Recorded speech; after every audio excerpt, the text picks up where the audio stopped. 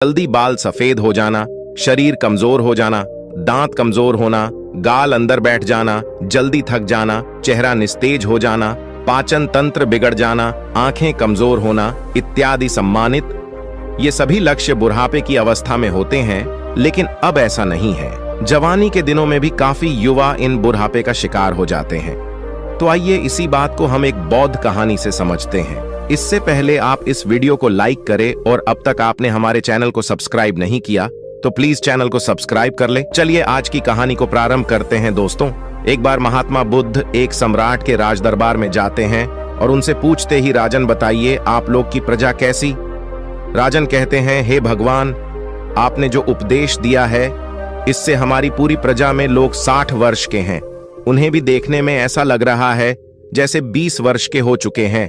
सबकी ढलती उम्र जैसे रुक गई है, थम गई है। भगवान, सब लोग स्वस्थ हैं। हमारे राज्य में लोग तो बैठकर आराम कर रहे हैं क्योंकि अब किसी को दवा की जरूरत नहीं है। सभी लोग एकदम स्वस्थ हैं। हमारी प्रजा बहुत ही खुश है। दोस्तों, आज की कहानी बहुत ही ज्ञानवर्धक है, इसलिए इस कहानी को अंत तक अवश्य सुनिए। इस कहानी से आप यह जान पाएंगे कि कम उम्र में ही बुढ़ापा क्यों आता है। जैसे कि सभी लोग जानते हैं कि गौतम बुद्ध एक सम्राट भी थे, लेकिन उन्होंने सब कुछ त्याग कर एक सन्यासी का रूप धारण किया था।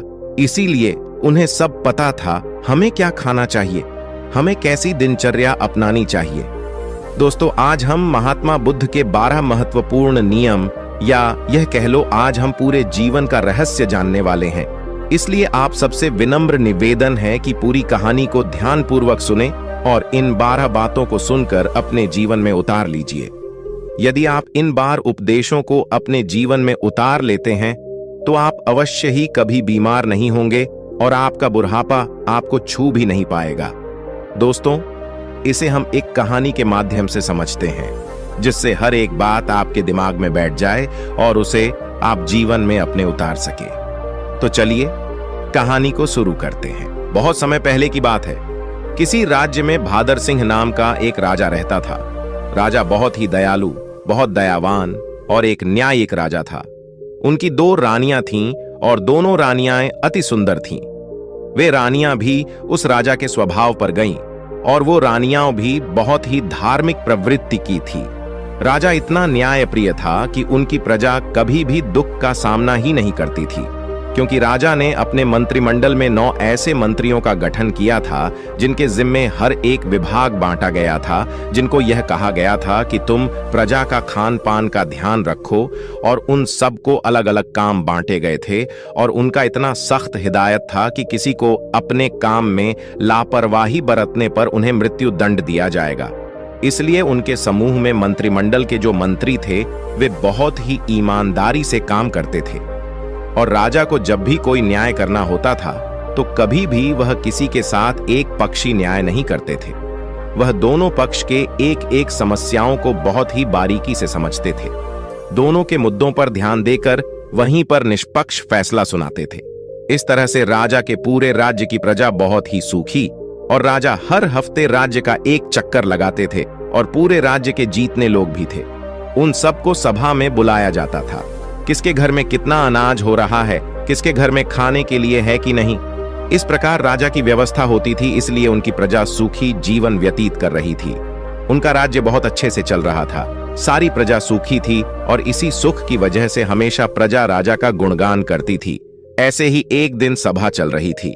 तभी उस सभा में एक किसान और उसकी पत्नी आते हैं और कहते हैं, महाराज, आज हमारे पास एक बहुत बड़ी समस्या है। कृपया आप हमारी समस्या का समाधान करें। राजन बोले, बताइए क्या बात है। किसान कहता है कि मेरे 2 बेटे हैं और अभी उनकी उम्र बहुत कम, अभी से ही उनकी उम्र ज्यादा से ज्यादा 26 से 28 साल की होगी, लेकिन वह देखने में ऐसे लग रहे हैं जैसे उनकी उम्र 60 वर्ष की हो चुकी है। उनके सिर से बाल झड़ते जा रहे हैं, उनका पेट निकलता जा रहा है, वे बहुत आलसी हो गए हैं, कोई भी काम नहीं करते हैं। हमने इधर उधर से बहुत दवाइयां करवाई लेकिन कोई फायदा नहीं हुआ। महाराज कहते हैं ठीक है और अपने मंत्री जी को आदेश देते हुए कहते, मंत्री जी, अपने राजवेद से इस किसान के बेटे का इलाज करवाया जाए और जो भी खर्च होगा उसे राज्य कोष से भरा जाए। और मंत्री जी ऐसा ही करते हैं। फिर राजवैद्य किसान के दोनों बेटों का इलाज राजकोष से करते हैं। काफी दिन इलाज चलने के बाद फिर भी वह किसान सभा में उपस्थित होता है और कहता है, महाराज कोई आराम नहीं हुआ, मेरा बेटा वैसे का वैसा ही है। राजा कहते हैं, ठीक है, हम इस पर विचार करेंगे। और इस पर विचार चल ही रहा था कि तभी उस गांव से एक पति पत्नी रोते हुए आते हैं और वह भी उसी समस्या का निवारण करना चाहते थे। फिर धीरे धीरे सवाल चल ही रहा था कि एक एक करके पूरे गांव के आधे से ज्यादा लोग वहां आ गए। राजा असमंजस में पड़ गया। उन्होंने तुरंत आपातकालीन सभा बुलाई कि राज्य में जीतने भी वैध है, सबको बुलाया जाए और दिखाया जाए कि आखिर ऐसी क्या समस्या है जिसकी वजह से हमारे राज्य के सभी नवयुवक बूढ़े दिखने लगे हैं। इस समस्या पर पूरा शोध किया जाए। राजा का यह सख्त आदेश था कि जल्द से जल्द इस पर कार्रवाई किया जाए और पूरे राज्य में छानबीन की जाए। सभी का घर घर जाकर पता लगाया जाए कि इसका कारण क्या है। जितनी भी प्रसिद्ध वैद्य थी सभी को बुलाया गया और फिर एक आपातकालीन बैठक की गई और उस आपातकालीन बैठक में सारे विचार विमर्श किया गया। राजा ने सभी वेदों से कहा, आप लोगों के पास 10 दिन का समय है और इस 10 दिन के अंदर पूरे राज्य के हर एक घर की बीमारी का पता लगाइए। ऐसी कौन सी बीमारी है या ऐसी कौन सी चीज है जिसे खाने से यह बीमारी हो रही है। राजा ने कहा कि जो भी राज्य में इस बीमारी का सही सटीक पता लगाएगा उस राजवैद्य को उचित पुरस्कार के रूप में एक राज दे दूंगा। अब सारे वैद्य एकदम से एक तल्लीन होकर जुट गए और घर घर जाकर रात दिन एक एक करके पूरा 10 दिन छानबीन की। फिर वे एक दिन जब राज्य की सभा लगती है तो उस राज्य में सारे राज्य वैद्य और पूरे राज्य के लोग इकट्ठा होते हैं। फिर राजा एक एक करके सारे वैद्य से पूछते हैं। तब सारे राजवैद्य अपने अपने विचार रखते हैं, महाराज हमने पूरी छानबीन किया और छानबीन के हिसाब से हमने लोगों का उपचार भी किया, लेकिन किसी को आराम नहीं मिल रहा है। फिर एक राजवैद्य खड़े होते हैं जो बहुत ही बुजुर्ग थे। उनकी उम्र लगभग 125 वर्ष या 130 साल की थी और उन्होंने कहा, हमारा जो अपना निष्कर्ष निकला, हमारा जो अपना अनुभव है, उस अनुभव से हमें यही लगता है कि हमारे यहाँ रहन सहन और यहाँ के खाने में कुछ दिक्कत हो रही है जिसके वजह से ये सब हो रहा है, लेकिन हमारे पास इसका सटीक जवाब नहीं है। राजा उस बुजुर्ग राजवैद्य की बात सुनकर वह राजा असमंजस में पड़ जाते हैं कि 130 साल के बुजुर्ग यह बात बता रहे हैं। तो राजा ने कहा, इसका समाधान क्या होगा? अब इसका समाधान भी आप ही बताइए, क्योंकि हम आज 1 महीने से इस कारण से चिंतित हैं। 1 महीने से हमारी प्रजा परेशान हो रही है और इसे देखकर हम लोग इसी सोच से परेशान होते जा रहे हैं। मेरे भी बाल झड़ने शुरू हो गए हैं। हमारे परिवार में महारानियां, राजकुमार, राजकुमारी या जो भी है, सब लोग इस समस्या से परेशान हैं। आखिर समाधान तो बताइए। फिर वो राजवैद्य हाथ जोड़कर खड़े होते हैं और राजा से कहते हैं, राजन हमें क्षमा करिए, लेकिन हमारे पास इसका कोई उपाय नहीं है। उन्होंने आगे कहा, इन सारी समस्याओं का समाधान एक ही व्यक्ति के पास है।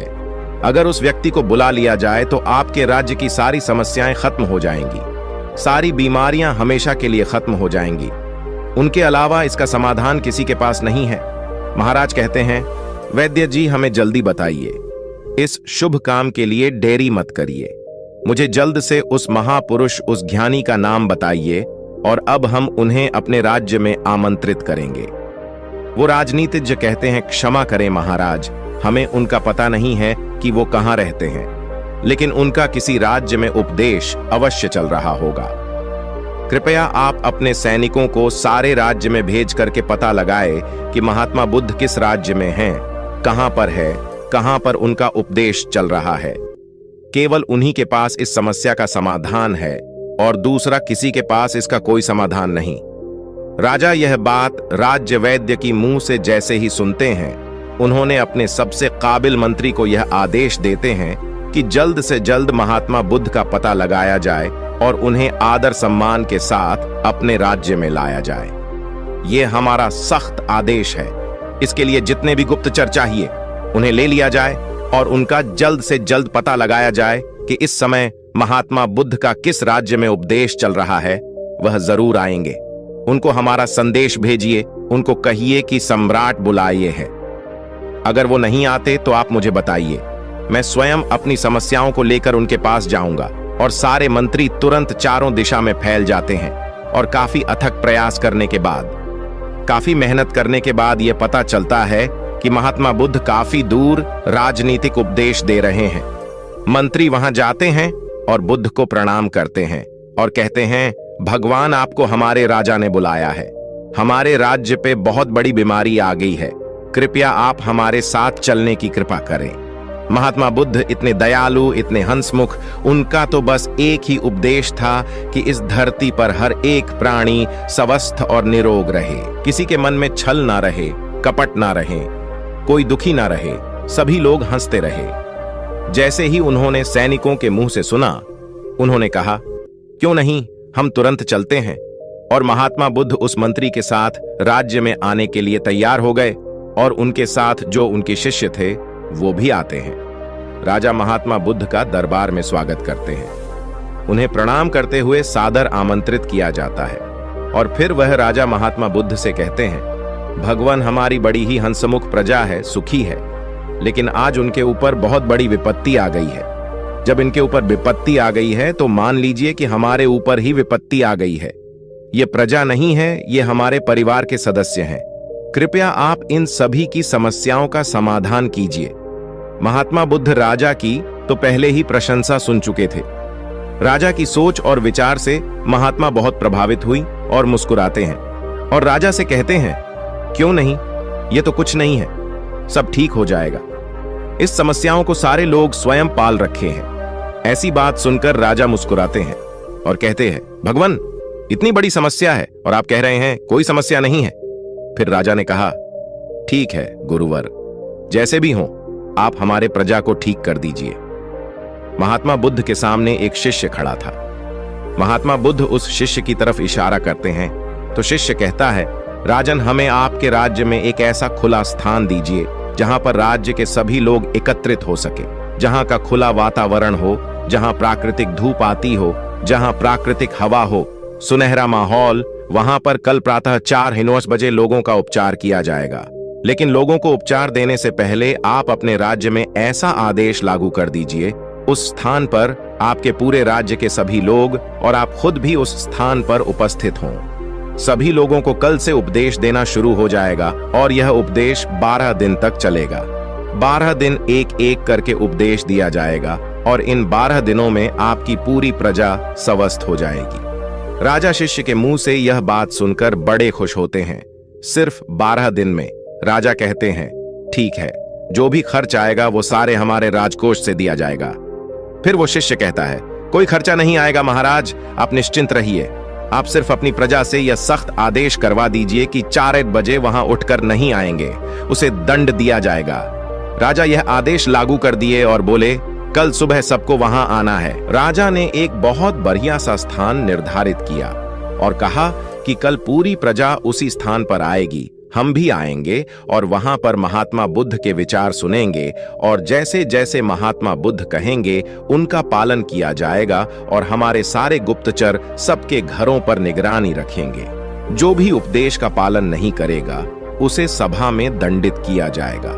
यह सारी बातें घोषित करने के बाद पूरे प्रजा राजा को प्रणाम करती हैं और कहते हैं, नहीं महाराज, हम सभी लोग वहां उपस्थित अवश्य होंगे। महात्मा बुद्ध को सभी लोग प्रणाम करते हैं और वहां से चले जाते हैं।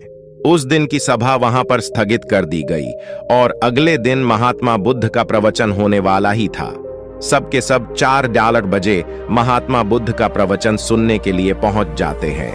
फिर महात्मा बुद्ध सभा में अपने शिष्य को इशारा करते हुए कहते हैं कि लोगों को बताओ। उनका शिष्य अपने स्थान पर से खड़ा होता है और कहता है, कल से पूरे राज्य के लोग सुबह 4 बजे ब्रह्म मुहूर्त जब शुरू होगा उसी समय उठने के बाद 2 से 3 गिलास गुनगुना पानी करना है और उस गुनगुने पानी को मिट्टी के बर्तन में घूंट घूंट करके पीना है।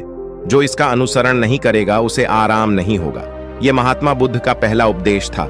इस पहला उपदेश का पालन करना है और कल दूसरा उपदेश दिया जाएगा। कल इस उपदेश का सभी लोग पालन करके आएंगे और सभा वहीं पर समाप्त होती है। फिर अगले दिन सभी लोग समय से वहां उपस्थित हो जाते हैं। सभी लोगों से महात्मा बुद्ध किसी से पूछते हैं कि क्या हुआ, कितने लोग पालन किए। सभी लोगों ने हाथ उठाया और सभी लोगों ने कहा, हमने इसका पालन किया है और आज हमें बहुत आराम मिला है।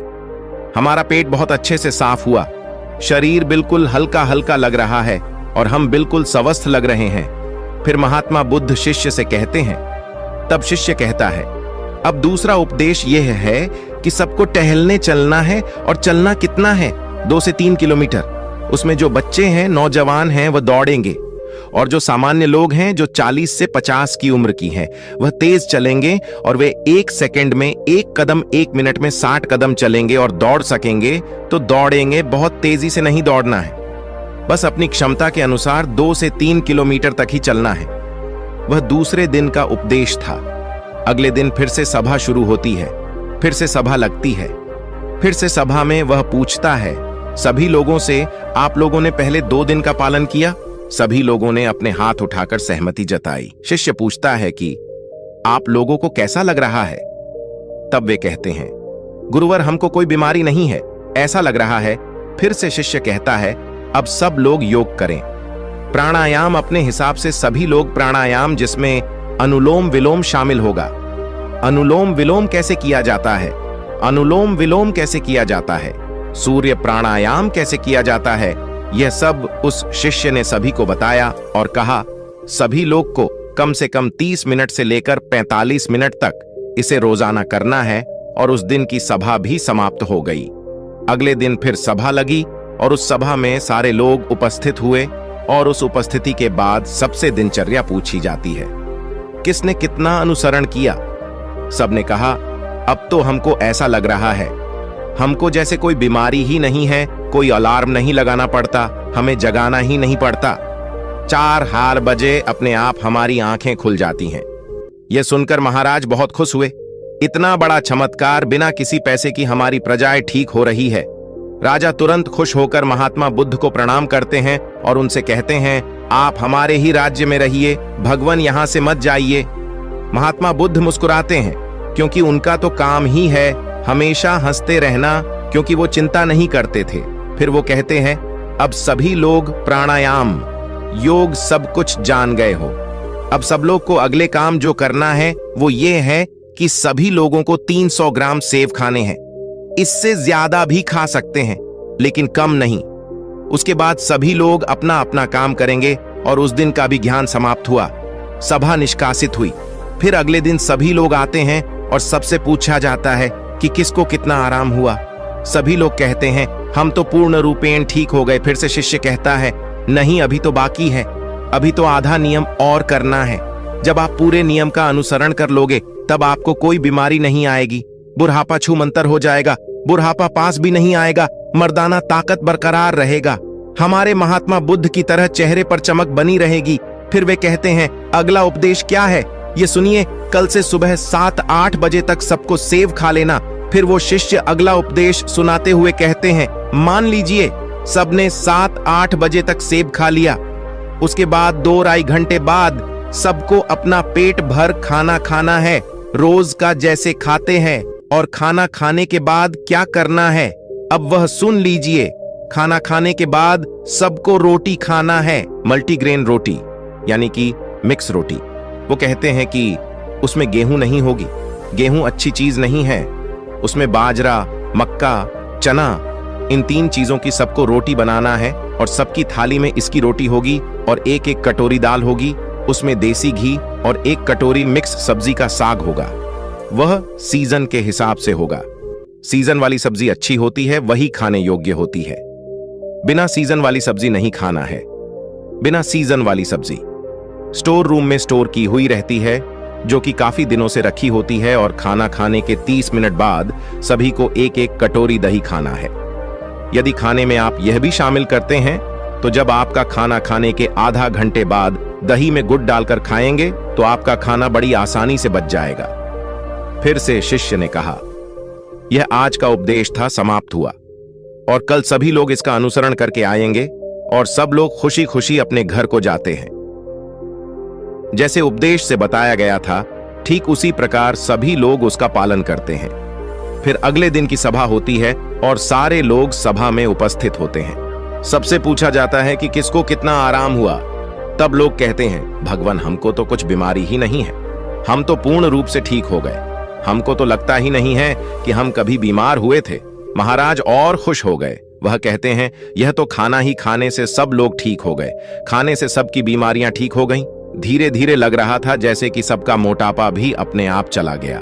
फिर वो कहता है, रुकिए, अभी तो कुछ और बाकी है, आगे का सुनिए। सबसे पहले वो शिष्य बताता है कि आप लोग यह भी ध्यान रखें कि खाना और पीना दोनों एक साथ ना करिए। जैसे खाना निगलते वक्त आपको दिक्कत हो रही है, थोड़ा सा एक घूंट पानी बीच में पी सकते हैं, परंतु इकट्ठा पानी एक गिलास नहीं पीना है। खाना खाने के 1 घंटे बाद ही पूरी तरह से आप जितना चाहे पानी पी सकते हैं। अब जैसे सब लोगों ने 10 या 11 बजे तक खाना खा लिया, अब सबको भूख पुनः लगेगी तो 4 या 5 बजे आप सबको एक प्लेट सलाद लेनी है और सबको सलाद अपने वजन के हिसाब से लेना है। जैसे 50 किलो का वजन है तो उसको परसेंट के हिसाब से लेना है। जैसे 60 किलो है तो 300 ग्राम, किसी का 70 किलो है तो 350 ग्राम, किसी का 80 किलो वजन है तो 400 ग्राम सलाद अवश्य लें। उस सलाद में क्या होगा? सलाद में होगा गाजर, चुकंदर, मूली, टमाटर और 1 टुकड़ा अदरक होगा। 3 से 4 लहसुन की कलियां होंगी और स्वाद के लिए आप उसमें काला नमक या भुना हुआ जीरा भी डाल सकते हैं। सलाद लेने के पहले कुछ भी खाना पीना नहीं है, जैसा कि पहले ही बता दिया है। उसको फॉलो करिए और अगले दिन आइए, उस दिन की सभा समाप्त होती है। सभी लोग अपने घर चले जाते हैं और जैसी जैसी वह नियम बताए गए थे सब लोग उसका पालन करते हैं। फिर अगले दिन सभा में सबसे पूछा जाता है कि आप लोगों को कैसा लग रहा है, आपका शरीर कैसा अनुभव कर रहा है। सभी लोगों के चेहरे पर मुस्कान और सबका चेहरा एक तेज की तरह चमक रहा था। ऐसा लग रहा था जैसे उनकी ढलती उम्र थम सी गई हो। फिर राजा बद्धे प्रसन्न होते हैं। फिर राजा महात्मा बुद्ध के चरण में जाकर प्रणाम करते हैं और कहते हैं, धन्य हैं भगवान, आपने तो सबको खाने से ही ठीक कर दिया। तब उसने कहा, महाराज रुकिए, अभी तो सारे उपदेश बाकी हैं। अभी जब मैं पूरा उपदेश बता दूंगा तब हमारे भगवान की तरह कोई बीमारी नहीं होगा, कभी किसी को बुढ़ापा नहीं आएगा। राजा कहते हैं, जल्दी बताइए गुरुवर, जल्दी बताइए, हमें सारी चीजें सुननी है। मैं भी महसूस कर पा रहा हूं कि जैसे मुझे भी कोई बीमारी नहीं है। मैं अब 16 वर्ष का हूं। फिर वे बताते हैं, अब रात में क्या करना है। सबका खाना जो रात का है, सूर्य डूबने से पहले सब लोग को खाना खा लेना है, क्योंकि जब हमारे पेट पर सूर्य की रोशनी पड़ती है तो उस पर हमारा पेट में हमारा अन्नाशय ज्यादा काम करता है। जब धीरे धीरे सूर्य की रोशनी कम होने लगती है तो हमारा अन्नाशय काम करना बंद कर देती है। इसीलिए आर्षि मुनि लोग सूर्य डूबने से 1 घंटे पहले खाना खा लेते थे। इसके 2 फायदे हैं। जब आप सूरज डूबने से पहले खाना खा लेंगे तो आपका सारा खाना पचना शुरू हो जाएगा, और जब आप सोने जाएंगे तो 3 या 4 घंटे में आपका सारा खाना पूर्ण रूप से पच जाएगा। इसके फायदे, एक तो आपको नींद बढ़िया आएगा, और अगर आप लेट खाना खाते हैं तो अपने जीवन को बिगाड़ लेते हैं तो उससे आपको जल्दी नींद नहीं आएगी। आपके पेट में अच्छे से खाना पचेगा नहीं, इससे आपको गैस बनेगा। इसलिए आपको सूर्यास्त के 1 घंटे पहले रात का खाना खा लेना है। और खाने में क्या क्या लेना है वह है मल्टीग्रेन, रोटी साग सब्जी सीजन के हिसाब से 2 चीज और खाना है। कितना खाना है? नाम मात्र, यानी कि हल्का खाना खाना है, जैसे लगी कि आपने खाना नहीं खाया है। फिर उसके 1 घंटे बाद आपको 1 गिलास दूध पीना है, उसमें 3 ग्राम हल्दी डाल देना है। हल्दी शुद्ध घर का होना चाहिए, बाजार का नहीं। उसे उबालें और जब ठंडा हो जाए फिर उसको पीना है। हल्दी वाला दूध आपकी सारी बीमारी को नाश कर देता है। यही इतना शक्तिशाली होता है। अब सारे लोग इसका पालन करेंगे और उसका अनुसरण करेंगे। इसके बाद दूध पीने के तुरंत बाद सोने नहीं जाना है। दूध पीने के 1-2 घंटे बाद ही सोना है, और आपको रात 10 बजे तक सो जाना है। जब आप 10 बजे सो जाएंगे तो आपको बहुत अच्छी नींद आएगी, आपके सारे खाने पच जाएंगे। जब आपको अच्छी नींद आएगी तो 4 बजे सुबह अपने आप आपकी नींद खुल जाएंगी। आपको कोई तनाव नहीं होगा, कोई बीमारी नहीं रहेंगी। अंत में शीर्षक कहते हैं, ध्यान से सुनिए, सबको वर्तमान में जीना है, सबको बच्चों की तरह जिंदगी जीना है। जैसे छोटे बच्चे को कोई टेंशन नहीं होता कि उनकी मम्मी का पड़ोसी से झगड़ा हो रहा है, उन्हें उससे कोई मतलब नहीं होता है मेरे घर में खाना है या नहीं। छोटे बच्चों को जो खाना मिल जाता है वह उसे खाकर अपने आप खेलते रहते हैं, सिर्फ उनका पेट भरा रहे। अगर उसका पेट भरा रहता है तो उसे कोई मतलब नहीं है। इसीलिए आप सभी अपने वर्तमान में जिएं। भूत भविष्य की चिंता बिल्कुल मत करिए। आज हमारे साथ जो है उसमें खुश रहिए। भविष्य में क्या होगा, भूत में क्या बीत गया, उसकी चिंता मत करिए। जब आप वर्तमान में जिएंगे तो कोई तनाव नहीं होगा, कोई चिंता नहीं होगी और तब कोई बीमारी भी नहीं पड़ेगी। तो ये सब नियम का पालन करना है। और एक बात की, कभी भी बाहर की चीज मत खाइए। जो खाना है अपने घर पर शुद्ध बनाकर खाइए, क्योंकि बाहर की चीजों में बहुत ज्यादा मिलावट हो रही है। इन सभी को उपदेशों को जो पालन करेगा वह कभी भी बूढ़ा नहीं होगा, उसे कभी बीमारी नहीं होगी। इसी नियम का सब लोग पालन करेंगे।